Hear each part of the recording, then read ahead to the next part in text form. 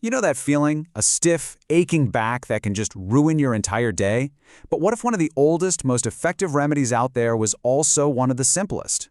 Well, today we're going to dive into the amazing, soothing power of heat therapy. Yeah, it's that nagging pain, that stiffness that just won't quit. It holds you back, stops you from doing the things you love. But the solution might be way simpler and a whole lot warmer than you think. In fact, it's probably waiting for you at home right now. Now, using heat for pain is not some newfangled idea. Not at all. This is a therapy with a history that stretches back thousands of years.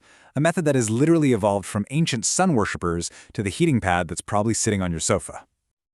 What's so cool here is just how universal this is. You've got the ancient Greeks and Egyptians using the actual sun, and you've got classical Asian cultures using natural hot springs. And today, well, we've basically distilled all that ancient wisdom into the electric heating pad, giving us targeted relief right in our own living rooms. But what's really happening when you apply that heat? So how does a little bit of warmth work its magic on an aching back? It's way more than just feeling cozy and comfortable. There's some simple but really powerful science at play here. Let's get into the nitty-gritty of how heat actually helps you heal. It all comes down to one word: circulation. When you apply heat, it helps your blood vessels widen. This increased blood flow rushes more oxygen and nutrients to that sore spot.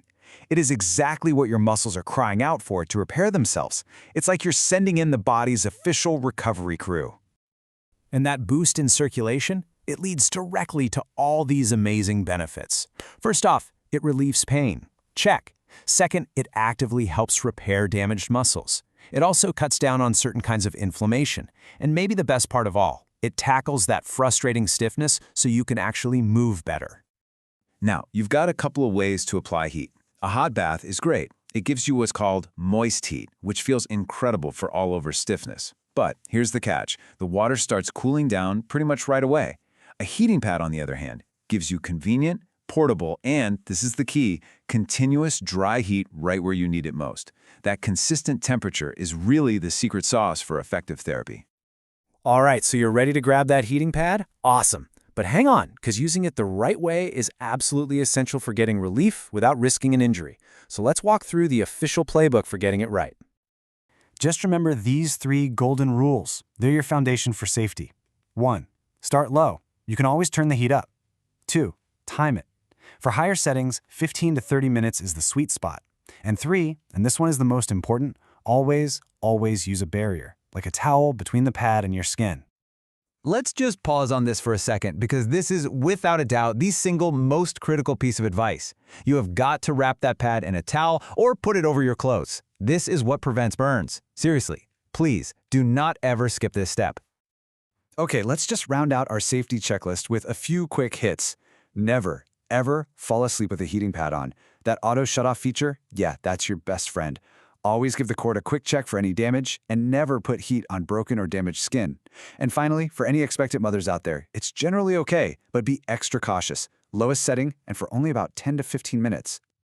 Okay, here it is, the classic question, the ultimate showdown. When my back hurts, should I grab the heating pad or the ice pack? It's the question everyone asks. They both help with pain, but they work in totally opposite ways, and they're meant for very different situations. Let's clear up this confusion once and for all.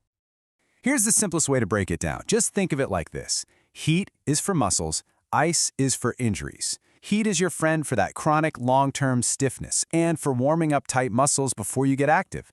Ice, on the other hand, is like the first responder for a new, sudden injury, because it helps reduce swelling and numbs that immediate, sharp pain. So if you've just tweaked your back, just remember the 48-hour rule. It's super simple. For the first day or two, you're going to use ice to get that swelling under control. But after those 48 hours are up, it's time to switch over to heat.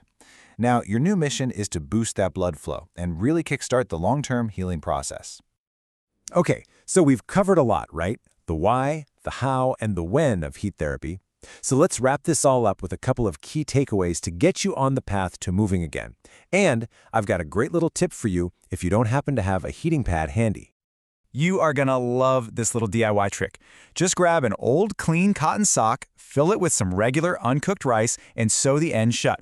Pop it in the microwave for a few minutes, and you've got yourself a fantastic moist heat pack, which honestly a lot of people find even more soothing. But you know what I'm going to say, right? Remember the golden rule, always use a towel as a barrier. And really, this is the whole point.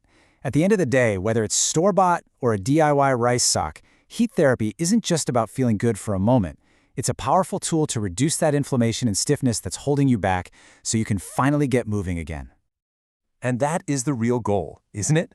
It's not just about ending the pain, it's about living your life more freely. So I'm going to leave you with this thought. Now that you know how to soothe that back, what's the one thing you're most excited to get back to doing? Thanks for joining me on this explainer.